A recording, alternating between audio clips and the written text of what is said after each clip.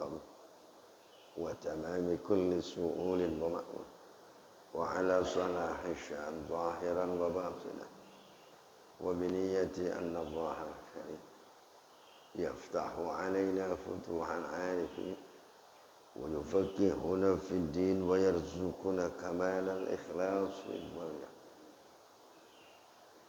وإلى أرواح مشايخنا ومعلمين في الدين خصوصا لمؤلف هذا الكتاب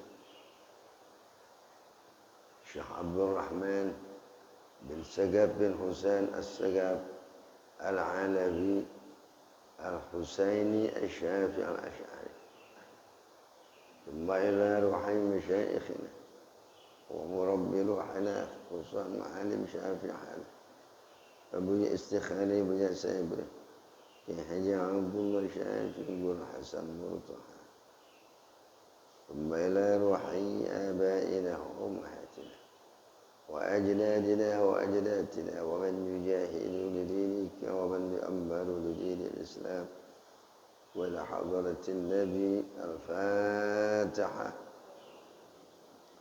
بسم الله الرحمن الرحيم الحمد لله رب العالمين الرحمن الرحيم مالك يوم الدين إياك نعبد وإياك نستعين اهدنا الصراط المستقيم صراط الذين أنعمت عليهم غير المغضوب عليهم ولا الضالين.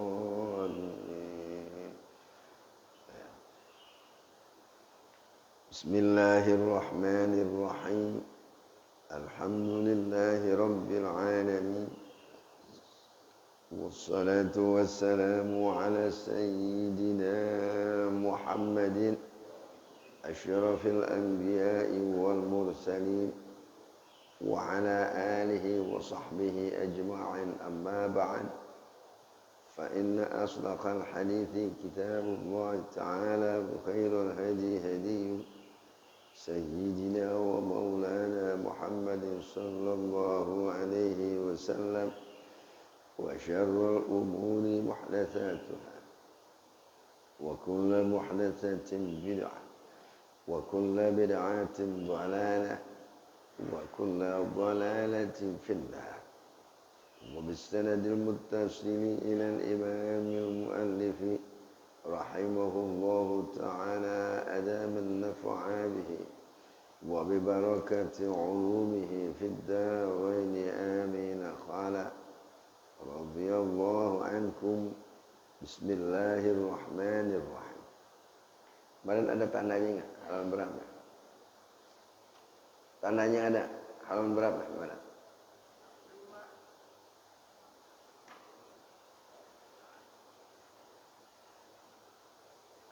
Yang bulan Ramadan kan ya kita nurusin ini, nurusin Ramadan ini kan pelajaran Al-Aqaidud Diniyah, kitabnya Al-Aqaidud Diniyah, nerusin bulan Ramadan. Ada tandanya nggak di situ? Halaman berapa? Iya. Habis itu Ad-Darsus Tsani fil hukmi.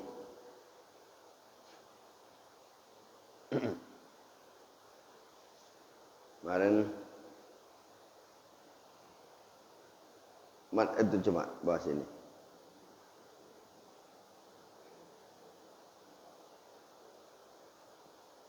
Mana? Oh benar ini. Ya, ambil. Bismillahirrahmanirrahim. Ad-Darsus Tsani fil hukm. Pelajaran yang kedua tentang hukum.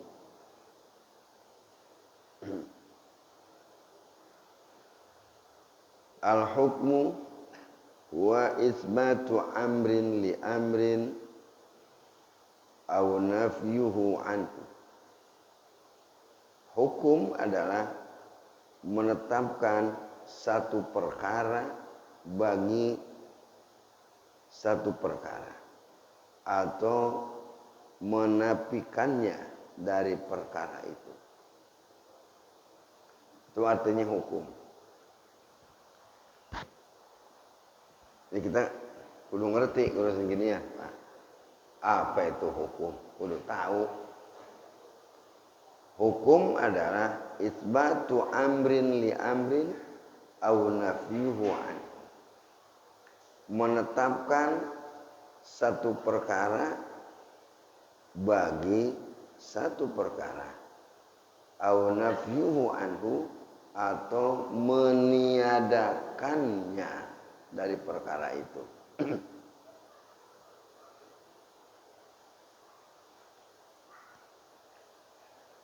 Wa huwa salasatu aqsami. Dia itu 3 bagian. Sekarang saya kasih contoh dulu biar gampang dipaham. Bangun tidur pagi-pagi jalanan basah. Begitu langak-langok, ini malam hujan gede nih. Padahal orangnya ngorok, ngelihat juga kagak, nyaksiin juga kagak. Cuman survei di lapangan menjadi bukti. Akhirnya akal menetapkan dari kenyataan yang ada bahwa tadi malam hujan besar. Karena jalanan becek. Buatnya ada. Jadi kalau ingin menetapkan sesuatu harus sesuai dengan itu. Jangan kenyataannya beda, ngomongnya beda. Wah, ini provokator nih. Kudu ngerti urusan ginian. Jangan kita nanti ngomong yang kagak-kagak. Itu para jemaah. Harus sesuai dengan kenyataan. Ya, kalau ayat Qur'annya, nah, sekarang penting paham dulu. Itu, ya, penting paham dulu. Yang namanya hukum menetapkan satu perkara. Basah itu jalanan, padang ngumpiang. Got juga pada mampet. Sampahan juga berantakan, berserakan di mana-mana. Dari kenyataan yang ada di lapangan, maka akal pikiran menetapkan tadi malam hujan besar. Ada yang bantah nggak? Kita ngomong nih, wah tadi malam hujan gede nih. Ada yang bantah nggak? Karena kenyataan di lapangan menjadi dalil. Itu namanya hukum. Disepakati oleh orang banyak, karena orang banyak juga menyadari bahwa itu jalanan pada becek begini. Nah, akhirnya sepakat.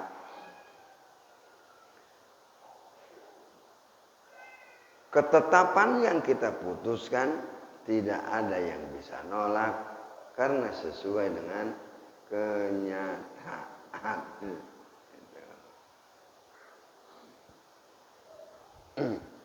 Itu ngambil gampang dulu.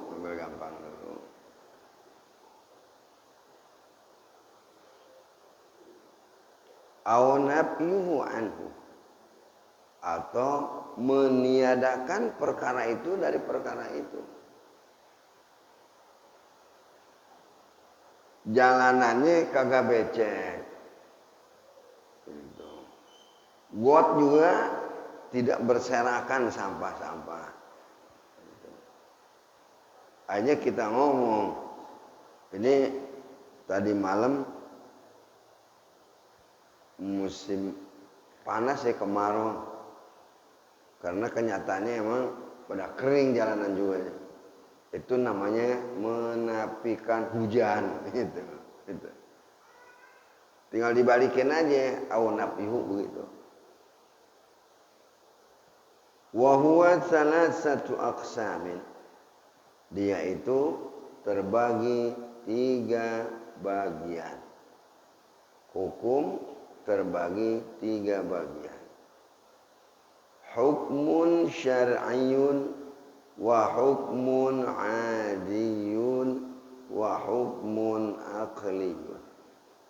Pertama, hukum syara'. Ini Pak, kalau diidopatkan nanti hukmu syar'i wa hukmu 'adi wa hukmu aqli. Kalau dijadikan naat nanti hukmun syar'iyyun. Kalau diidopatkan hukmu syar'i wa hukmu 'adi wa hukmu aqli. Hukum yang dibangsakan yaknya tuh ya'un nisbat namanya.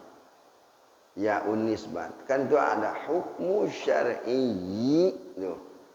Iyanya ini syar'i itu iyanya itu ada artinya hukum yang dibangsakan kepada syara, hukum yang dibangsakan kepada adat, hukum yang dibangsakan kepada akal.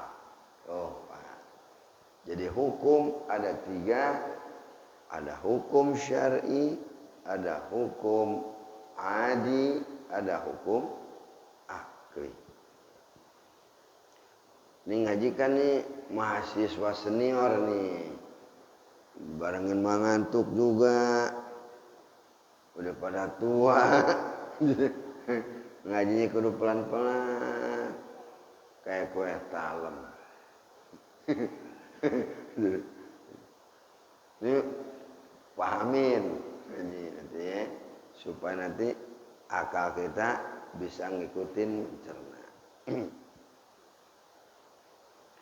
Kalau tadi saya ngasih contoh yang gampang dulu supaya paham yang namanya hukum, survei di lapangan menjadi dalil untuk diambil ketetapan oleh akal. Jadi nggak boleh sembarangan. Oh, kan sekarang tahu ya. Itu. Kalau ente ngomong ngaco-ngaco nggak sesuai dengan kenyataan, wah itu sih bukan hukum namanya, bisa-bisa lo aja. Nah kalau udah ngaji jangan suka ngomong sembarangan, menetapkan seseorang kita vonis, itu repot. Tapi boleh jadi Pak, nama juga bodoh. Kalau orang bodoh kan sah-sah saja. Ngomong itu, ngomong ini, ngalor ngidul. Kayak kampret. Kalau udah ngaji jangan sembarangan ngomong. Mempertanggungjawabkan. Coba. Ucapan mempengaruhi pikiran. Pikiran mempengaruhi tindakan. Tindakan mempengaruhi hasil. Oh, pahamin tuh. Ada rangkaiannya tuh. Ucapan mempengaruhi pikiran. Pikiran mempengaruhi tindakan. Tindakan mempengaruhi hasil. Itu mesti diurai itu. Makanya menetapkan sesuatu harus berdasarkan keilmuan. Ya, nggak boleh sembarangan. Al-hukmu syar'iyyu. Kalau tadi kan di atas tuh tanpa alif lam, hukmu syar'i. Kalau sekarang nih al-hukmu syar'iyyu. Hukum yang dibangsakan kepada syara'. Al-hukmu syar'iyyu, hukum yang dibangsakan kepada syariat, huwa kalamullah, yaitu ucapan Allah, firman Allah.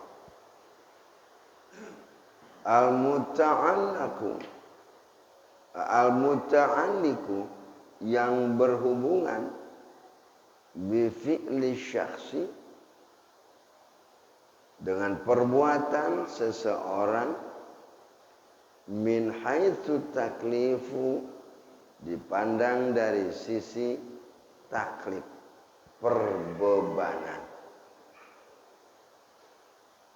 Awil wad'u atau peletakan.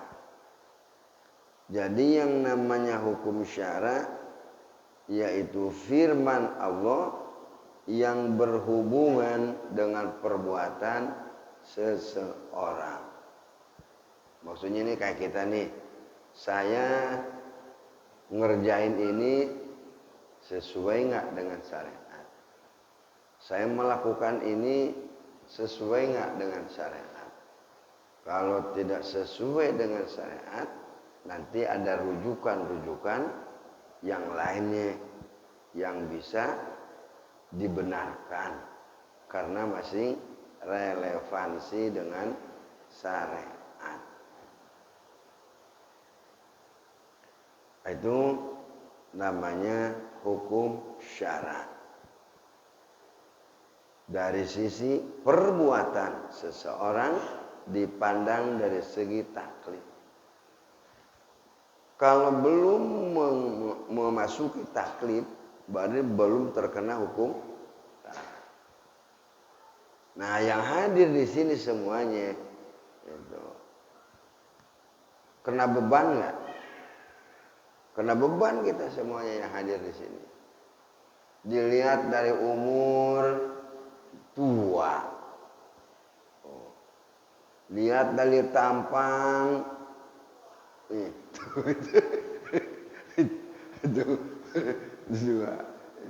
ya memang begitu, enggak kenyataan. Jadi tuh tanda-tanda mukhalafnya ada. Sekarang coba bacain sendiri. Saya mukhalaf kagak ya? Islam udah. Umur masuk. Dari keadaan juga badan kita ya udah pada alot-alot begini. Udah masuk. Itu namanya perbebanan. Kalau sudah terkena beban, bila tidak dilakukan yang terkait dengan perintah-perintah Allah, kena damprat atau kena sanksi karena kita tidak melakukan. Itu kan sanksi. Hati-hati, kita kena sanksi kagak nih? Kan ini ngaji di sini Pak letaknya. Agak sholat umpamanya. Lah, udah tua kagak sholat, kena sanksi nggak? Kena sanksi.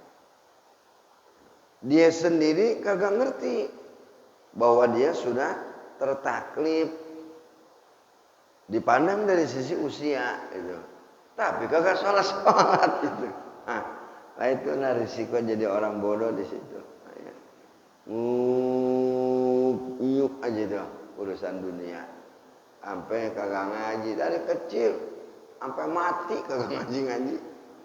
Ya, kita bersyukur bahwa ya, alhamdulillah masih dikasih kesempatan ngaji. Biar kagak paham juga pokoknya ngaji dah udah. Itu numpang tidur aja di masjid udah ngaji aja udah. Itu taklif. Awil wad'u atau peletakan. Memang ini hukum syar'i, bukan dipandang dari segi taklif, tetapi dari peletakannya.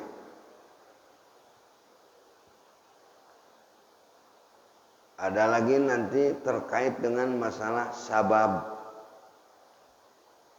Itu hukum syar'i. Kalau sudah masuk waktu sholat, karena penyebabnya sudah ada, maka sholat jadi wajib. Jangan coba-coba kalau belum masuk waktu. Jam 11 sholat zuhur. Itu dah. Lah belum waktunya main sholat aja. Teriak-teriak lagi di masjid. Pakai speaker. Dia pikir sholat Jumat. Manggil-manggilin orang. Bukan sholat Jumat. Hari Kamis. Sah nggak tuh? Ya haram hukumnya. Bisa jadi. Jadi kalau imamnya pikun, makmumnya iya sama. Sah. Boleh. Orang pikun semuanya enggak. Gitu. Tapi imamnya pikun, makmumnya lempeng. Yeah. Batal sholatnya, ngamum orang pikun. Itu sebab masuk waktu, maka kewajiban wajib dilakukan. Wa huwa khamsatu aqsamin, dia itu ada 5 bagian. Wajibun wa haramun wa mandubun wa makruhun wa mubahun. Jadi hukum syar'i terbagi 5 bagian. Wajib, haram, sunat, makruh, mubah.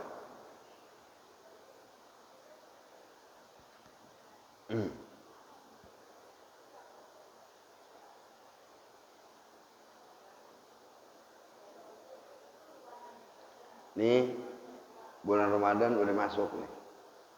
Udah diterangin nih. Ada catatannya itu. Hah? Belum ada? Oh, belum.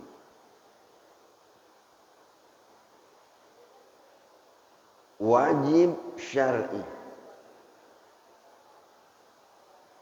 Wajib. Nah, kalau menurut definisi yang singkat, dikerjain, diberi pahala, ditinggalin, disiksa.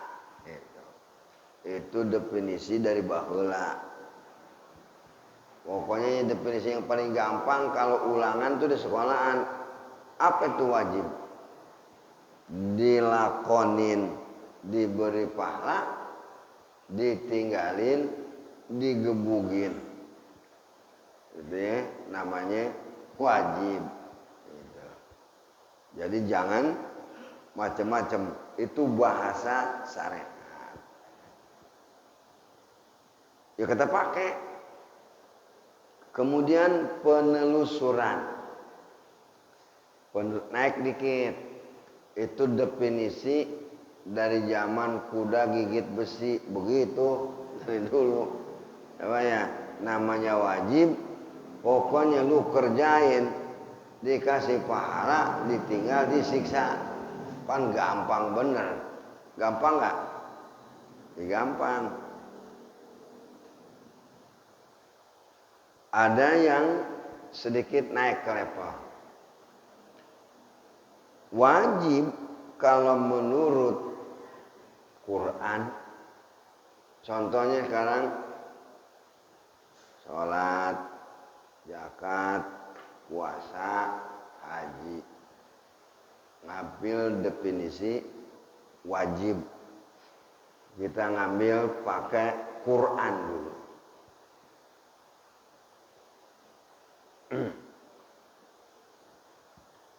Di Quran, contoh sholat, aqimus sholat, dirikan sholat.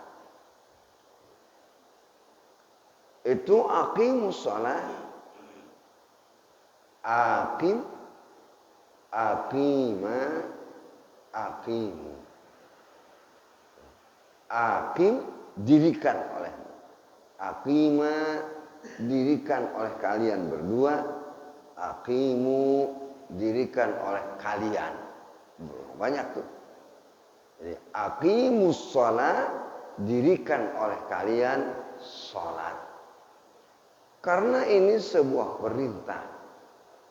yang ngerti nih Pak nih, yang ngaji jurumiyah, yang ngerti, yang ngaji ilmu alat. Lah kita nih itu di sini emang ngerti sama gituan? Kagak ngerti. Orang yang kagak ngerti dikasih pengertian, nggak ngerti juga, ngikut aja udah. Pokoknya sholat zuhur wajib, itu sholat asar wajib. Habis udah diajarin juga kagak ngerti juga. Ditanya, subuh, zuhur, asar, maghrib, isya, wajib apa sholat? Wajib. Pak, wajib apaan? Nggak tahu, gue ngikut aja sama orang-orang, pokoknya wajib aja udah. Itu untungnya orang bodoh ngikut sama orang alim yang bener. Habis gimana? Emang zaman Nabi juga yang bodoh ada? Kan sahabat Pak nggak alim semuanya, kagak. Emang semuanya sahabat alim? Tergantung. Kalau yang merapat ke Rasulullah tiap detik, tiap menit, ikut Rasulullah, kan nggak semuanya orang bisa mengikuti Rasulullah. Kalau Abu Bakar Siddiq ya kekayaannya habis, anaknya juga dikerahkan, bini dikerahkan untuk membela agama yang dibawa oleh Rasulullah. Itu paling banyak dapatnya Abu Bakar Siddiq. Karena kesempatan di mana aja, kapan aja bisa mengambil manfaat. Kayak kita ya sekarang nih. Di sini banyak pengajian. Kagak ngaji-ngaji. Oh, tapi namanya jamaah Masjid Sya'ban. Tetap aja namanya jamaah Masjid Sya'ban. Kagak ngaji-ngaji, dapat nggak? Ya kagak dapat, ya kagak ngaji. Yang ngaji juga belum tentu dapat. Itu. Jadi sahabat tetap sahabat namanya. Gitu ya. Yang nimba ilmunya, kesempatannya tiap detik, tiap menit ada. Kita ambil contoh Abu Bakar, Umar, Utsman, Ali. Itu orang yang dekatnya luar biasa dan menimba ilmunya juga kesempatannya banyak. Itu, ya, itu orang yang dekat, banyak ilmunya. Jadi di zaman sahabat juga yang bodoh ada, yang alim ya banyak, itu, ya seperti itu. Sekarang terus gimana kita? Yang ngikut aja udah, yang bodoh ngikut. Itu kan jadi masalah Pak. Wah ini namanya kalau ngikut mululu namanya apaan? Ngikut aja sama yang alim, ikut aja mau orang ahli ibadah, mau orang soleh. Habis kita kagak ngerti, kagak paham. Kan agama dipahaminya luar biasa Pak. Orang-orang yang memahami agama hanya segelintir. Hanya kita sebelum menguasai disiplin keilmuan, sementara kita ngikut sama orang-orang yang soleh-soleh, ikut sama orang-orang yang ahli ilmu. Namanya apa itu? Kalau ngikut sama orang namanya apa? Kalau di zaman Rasul namanya ittiba. Ngikut sama Nabi. Itu. Nggak paham ilmunya, ngikut aja udah. Itu. Ittiba.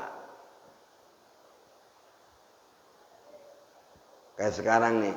Karena kita lagi ngaji, kajiannya keilmuan, ilmunya diilmiahkan, ya sekarang keluarkan ayatnya. Aqimus shalah. Dirikan salat. Itu kan aqimus shalah, dirikan salat, perintah apa bukan perintah. Kalimatnya aqimus shalah. Perintah bukan? Perintah. Nah, ini perintah belum tentu penekanannya serius.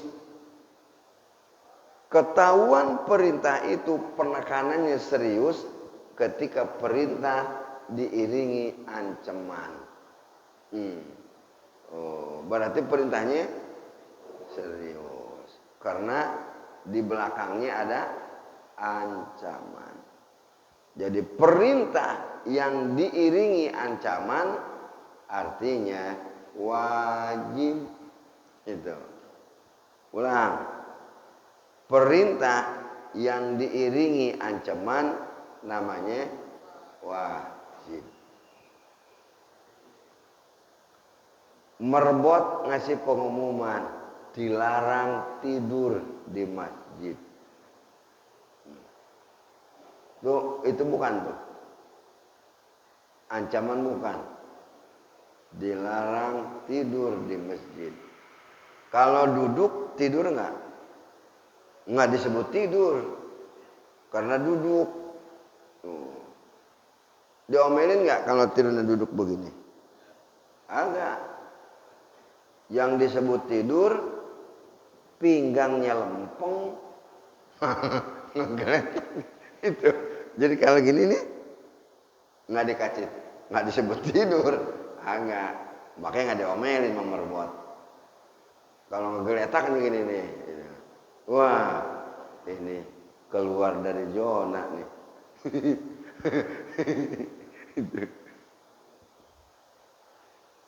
Perintah diiringi ancaman namanya wajib.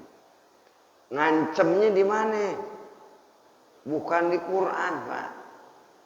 Man taraka shalatal khamsa amdan muta'ammidan fajazauhu jahannamu khalidan fiha.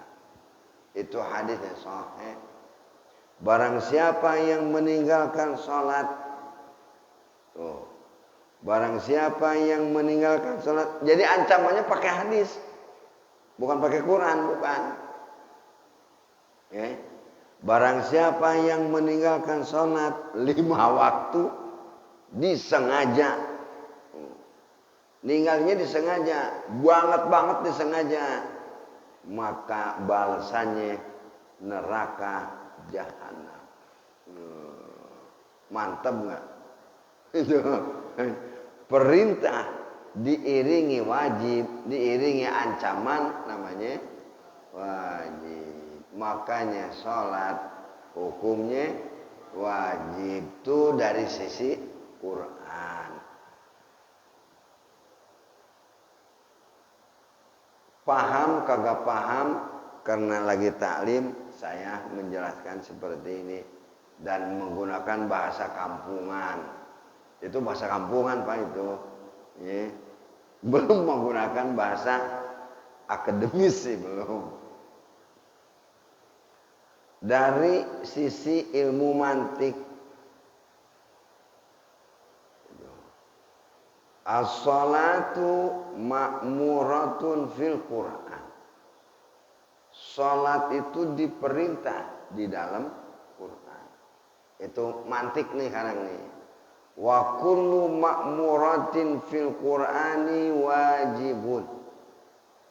Setiap perintah dalam Quran hukumnya wajib. Nanti konklusinya nih, hasilnya as-salatu wajibun, salat itu wajib. Itu pakai ilmu mantik. Wajib. Jadi tadi menggunakan ayat Quran, ame hadis. Terus belakangan barusan pakai ilmu mantik. Paham kagak paham, yang penting kita udah pernah denger. Pokoknya nggak tahu gitu-gituan lah, sholat wajib aja udah. Ya udah begitu aja udah. Itu. Pak, kalau dibilang kata Rasul, yarfa'illahu alladhina amanu minkum. Derajatnya tinggi orang yang nyari ilmu. Orang yang beriman dilandasi ilmu. tinggi derajatnya. Nah, saya mau tanya, Pak, nyari ilmu gampang apa susah? Nyari ilmu gampang apa susah? Sampai ngiler-ngiler kagak dapet. Susah. Apalagi ngaji udah tua, pikirannya terbagi-bagi. Ada yang masih mikirin ngantuk aja, nggak fokus ke pelajaran, pokoknya mau ngantuk. Gimana? Yang penting gugur kewajiban. Umur nih 60, diajak mikir ginian. Yang salah gurunya. Udah tua diajak mikir. Gurunya yang salah. Tapi biar salah juga pahalanya kudu aja dapat tuh. Enggak, saya sih lagi ngasih tahu aja. Iya. Pantas sama Rasul dipromosikan. Yarfa'illahu alladhina amanu minkum walladhina utul ilma darajat. Gitu. Nggak ngaji dosa. Ngaji nggak paham-paham. Terus yang mana jadinya? Ngaji apa kagak? Ngaji apa kagak? Ntar kalau lagi itu kagak ngaji sama ustaz diliatin mulu. Mana tuh orang tuh? Pulang.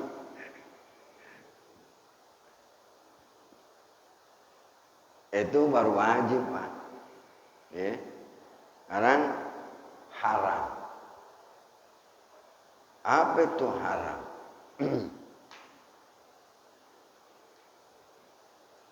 Haram itu terkadang diartikan luput. Jadi orang yang haram itu luput daripada pahala, yang ada dosa. Itu dari arti.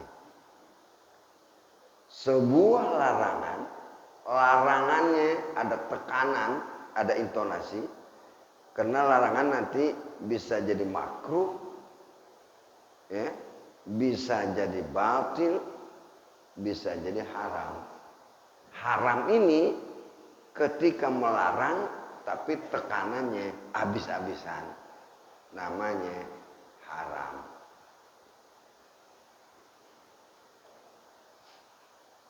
Bunuh diri. Contohnya bunuh diri haram. Luput dari pahala. Dapatnya dosa. Jadi karena bunuh diri adalah pekerjaan yang di luar pri kemanusiaan. Itu sih Pak, mau kafir mau siapa juga kena hukum itu. Itu haram hukumnya. Itu salah satunya contohnya. Wa mandubun, dan yang disunatkan. Itu sunat dilakukan, diberi pahala, ditinggal nggak kenapa-napa. Itu namanya sunat. Tapi saudara jangan berpegangan kepada definisi. Karena bila Anda berpegangan kepada definisi, seumur-umur nggak bakalan ngerjain sholat sunat. Mas, sholat sunat subuh. Itu sunat itu nggak apa-apa. Itu. Makanya ngaji cuman jangan didefinisi. Ya. Terusin manfaatnya sunat. Kalau sholat sunat manfaatnya ketika kita diperiksa sholat wajib, banyak yang pada gerowak, banyak yang pada gompak, banyak yang pada tekor, banyak yang pada salah. Nanti ketambal sama sholat sunat. Itu fungsinya. Jadi sholat sunat itu ibarat kata kita pergi pakai kendaraan, ban serepnya ada. Makanya mobil kemana-mana ada ban serep nggak? Ada. Jaga-jaga, jangan-jangan ini bannya bermasalah nih di jalanan. Kan ada ban nih, ban serep itu. Jadi kalau dibahasakan kita, sholat sunat itu seperti ban serep. Jangan-jangan waktu diperiksa sholat-sholat wajibnya nanti mengalami kegagalan. Nah nanti yang nambelin sholat sunat. Makanya jangan memahami sunat sebatas definisi. Rugi saudara kalau kagak ngerjain sholat sunat. Apa itu qobliyah? Zuhur 2 rakaat itu kan muakkad. Sesudah zuhur 2 rakaat itu juga muakkad. Habis sholat maghrib 2 rakaat muakkad. Yang muakkadnya aja nih belajar kita. Habis isya, sesudah sholat isya tuh 2 rakaat lagi itu muakkad. Kalau yang 4 rakaat nanti gue muakkadnya itu kerjain. Kita yang muakkadnya aja udah ya. Nanti subuh, sebelum subuh 2, sebelum zuhur 2, sesudah zuhur 2. Ini muakkad nih Pak nih. Sesudah maghrib 2, sesudah isya 2, sebelum subuh 2. Ada 5 tempat sholat sunat muakkad. Ini aja dulu tekunin. Nanti sholat witir juga muakkad. 3 rakaat. Ya. Ini yang bukti nyata nih Pak nih. Jangan ditinggalin. Kerjain. Sebelum zuhur 2 rakaat. Ya 2 rakaat dikit nggak? Dikit.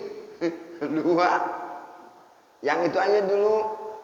Nanti kalau muakkad gue muakkad 4. Tingkatin lagi. Nggak bisa Pak sekaligus. Ngerentek badan kan. Sekarang rajinin dulu nih. Umur udah tua. Makan kerupuk aja nyeplos melulu. Giginya udah pernah nyoba habis. Ibadah nggak mikirin. Coba gimana? Salah. Kan kalau udah tua makan kerupuk mau. Begitu dipotek, nyelesep aja masuk ke dalam. Hanya batu-batu kayaknya. Itu kan tanda Pak. Tanda kita emang sudah rapuh.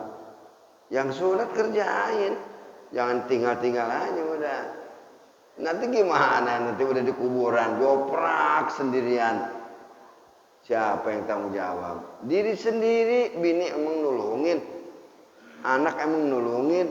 Kagak. Sendiri tanggung jawab. Ini habis sholat zuhur kabur aja. Itu. Boro-boro badiah zuhur. Kabur aja mah. Dibilangin. Kok ngaji? Enggak sholat. Sunat itu nggak usah dikerjain. Gitu. Tapi dia sok tahu dia sunat. Kabur aja udah. Itu sunat. Jadi jangan sebatas definisi. Lanjutin. Kemana ini arahnya nih? Yang sunat. Wa makruhun makruh. Kalau saya dapat penjelasan Pak, rokok itu bukannya makruh asalnya, mubah. Karena katanya kalau makruh bisa haram. Makanya mu'alim bilang, rokok bukannya makruh asalnya, mubah. Jadi nggak sampai ke haram. Bukan ngemenangin ama yang suka ngerokok. Ingetin, kan kita nih lagi urusan orang banyak. Ya. Kalau yang kagak demen ngerokok mau ngomong haram terserah. Kalau kagak demen,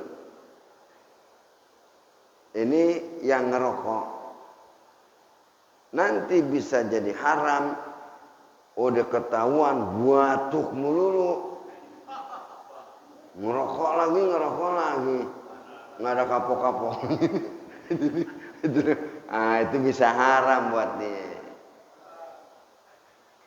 Jadi kalau ngerokok haram Pak, ada dilihat dulu nantinya. Ada orang bisa begadang secangkir kopi ame rokok.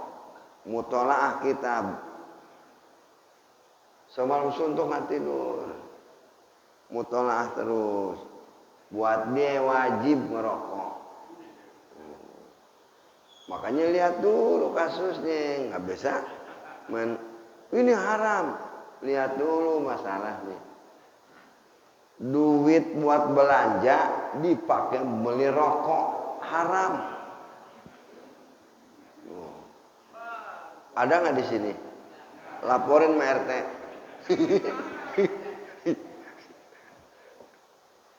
Buat belanja dipakai beli rokok haram kumi. Anaknya mau jajan, kok dibeli rokok aja. Hanya anaknya nangis, dia jinggo nggak seberapa, sedot, perepet, nyamuk aja kabur. Tega anaknya nangis, ngerokok aja, itu haram. Jadi ngomong haram Pak, banyak masalahnya dulu nantinya. Ngepukul rata, haram semuanya, nggak bisa. Kalau yang saya dapat. Saya juga ambil ngerokok Pak, kadang-kadang. Kalau lagi mau ngerokok. Kalau kagak mau ya kagak. Orang kagak ada rokoknya.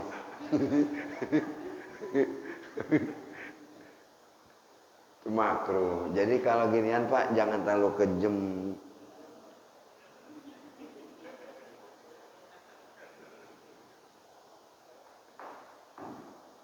Di kampung apalagi, itu petani. Bawa teh, cangkul, kadang bawa itu arit, pergi ke kebun, dia ngerokok, nyamuk kan kena asap kabur Pak. Jangan mikirin ente sendiri aja, orang-orang begitu. Itu aki-aki di kampung Pak, tambah ngebul, tambah kenceng, kayak kereta. Tambah ngebul, tambah kenceng. Nyangkul, ini rokok nggak putus, nempel di mulutnya. Kalau nggak dibakarin rokok, kagak nyangkul. Periksa ke kampung. Nah orang-orang begitu. Setiap hari itu jam 3 udah bangun. Ke sawah, ke kebun. Itu jinggo Pak itu, udah pasti itu. Saya suka nemenin orang tua dulu di kampung. Oh, jadi nggak bisa ditetapkan langsung tok haram. Harus dilihat kasusnya. Nah itu kalau makruh bisa jadi keharam. Kalau guru kita bilang. Jadi mubah, rokok itu mubah. Jadi makruh dibenci. Ya. Kalau sholat ngedehem sekali makruh. Karena ngedehem ikhtiari. Coba, lagi sholat nggak ngedehem bisa nggak? Bisa, tapi dia suka ngedehem mulu. Apalagi imamnya salah nih, atau khotib kelamaan. Kelamaan khotibnya. Ada nggak di sini? Nggak Ali di sini nggak ada Ali. Enak aja main ngedehem aja. Itu ngedehem ada artinya. Lamaan lu. Makruh sekali, 2 kali, 3 bisa batal nanti. Sholat jangan ngedehem-dehem. Kalau batuk memang ittirabnya susah. Batuk bisa ditahan nggak? Bisa. Itu nggak jadi batal kalau itu. Karena itu di luar usaha, terpaksa. Namanya ittirab namanya.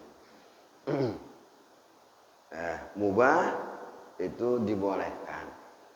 Mubah tuh Pak, kayak tadi tuh ngerokok, ada yang asalnya mubah, ada yang asalnya makruh. Guru kita ngerokok asalnya mubah, jadi nggak sampai tingkat haram. Gitu. Makan mubah, minum mubah, tidur, ayo jawab. Tukang tidur juga. Jangan kesinggung, kudu tahu hukumnya.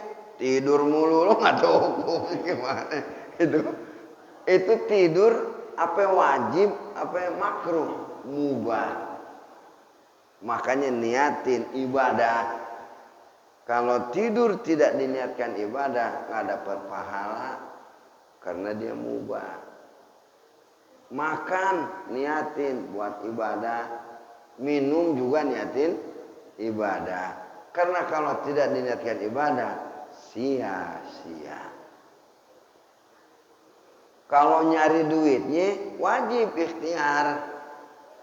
Makannya nih maksudnya, bukan nyari duitnya. Nyari duit mubah apa? Wajib. Kan usaha hukumnya wajib.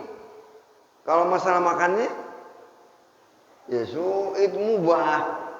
Makanya niatin. Ya Allah, saya makan supaya kuat ibadah. Ya Allah, saya minum supaya kuat ibadah. Bismillahirrahmanirrahim. Itu baru versi syariat Pak. Kalau orang-orang hakikat kalau mau makan didiam dulu supaya nafsu nggak ikut campur. Kalau kita kan kagak nafsu makan, lapor sama dokter. Dok, nggak enak makan nih dok. Supaya nafsu makannya. Kalau orang-orang hakikat mau makan diliatin dulu supaya nafsunya nggak ikut campur. Bisa nggak kita ngebedain Pak? Mana nafsu, mana bukan nafsu? Nggak bisa. Gitu. Panggang bakak ayam, sop iga, sate kambing, jejerin tuh. Bisa nggak kita diem dulu setengah jam deh? Keburu habis di 4 temen. Diem dulu, kurang gesit. Orang hakikat kalau makan diem, biar sampai hilang keinginan nafsunya, baru makan. Beda nggak sama kita? Beda, karena kita adanya di makom syariat. Nggak apa-apa.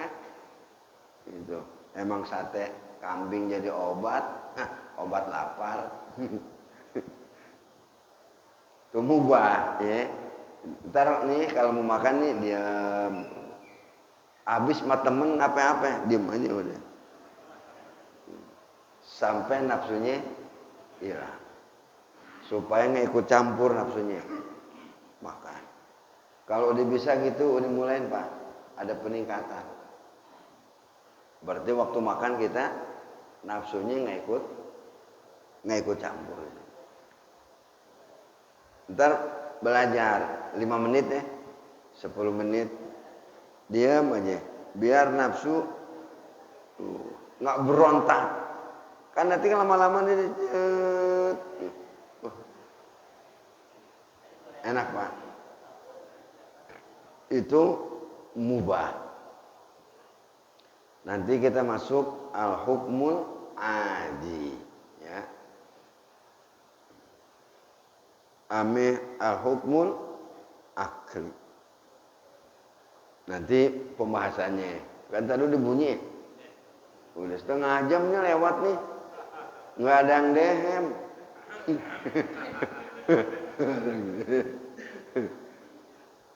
Ayo, siapa yang baca zikir tauhid?